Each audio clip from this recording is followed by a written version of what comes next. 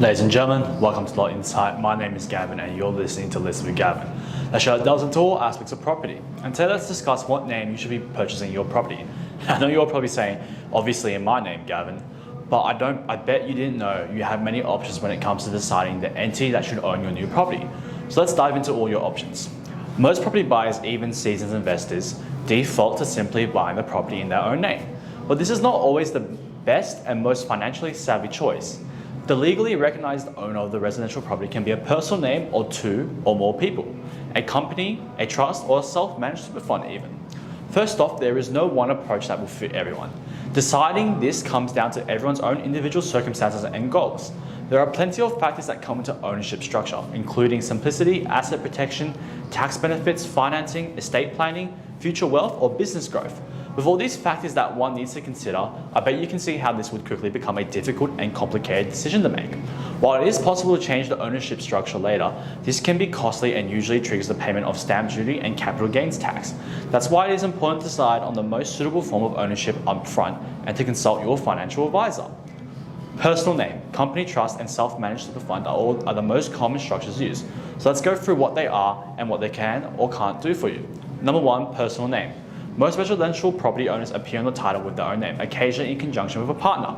Buying the property using a personal name enables you to claim a full capital gains tax exemption when you sell. It is also simple and easy to finance. Investors who have high income and want to reduce their tax bill using negative gearing can find owning a property in their own name beneficial. If they sell the property or it becomes positively geared, keep in mind you will have to pay tax on that income at that high personal tax rate. Number two, company name. While purchasing an investment property in the name of a PTYL LDT company is an option, the specifics are quite complex and it is worth getting professional advice first. But generally, this can be the preference of companies looking to purchase their own corporate premise. It is generally not suitable for owner-occupiers or residential property investors to buy property in the company, but it will not be eligible for future capital gains tax exemption. It is also hard to get financing and you risk losing the property if your company gets sued. Number three, trust.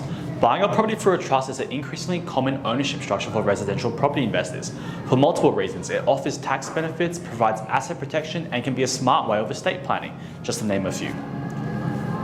A trust can be comprised of individuals or companies who are nominated beneficiaries, but they're not actually considered owners of the assets.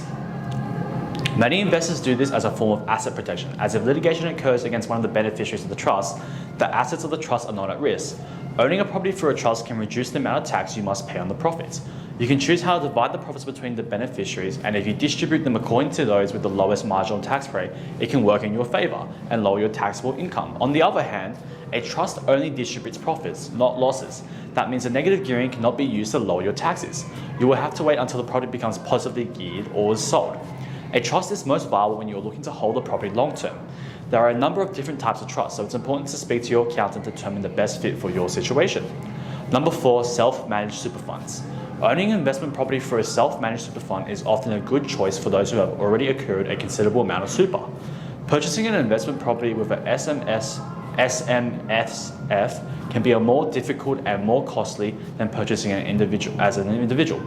There's a lot of government red tape and regulations to wade through, and lenders often require a larger deposit, offer less favorable interest rates, and have a higher loan setup fee. Clearly, you need to work with a professional to ensure you keep within the strict parameters of SMSF laws. One of the main benefits of buying a residential property as an SMSF owner is the low tax rate, 15% on all money currently in the fund and 0% when it is taken out after retirement. Owning through a SMSF is only suitable for property investors because buying a property intended for personal use, living in it, or as a holiday home is not allowed. So the key takeaways from today is there are pros and cons to each ownership structure for residential properties, and each has an inherent complexity that affects its suitability. At the end of the day, there is no one approach to deciding this. It comes down to your personal circumstances. Thanks for listening, folks. Don't forget to hit that like and subscribe, and see you next time.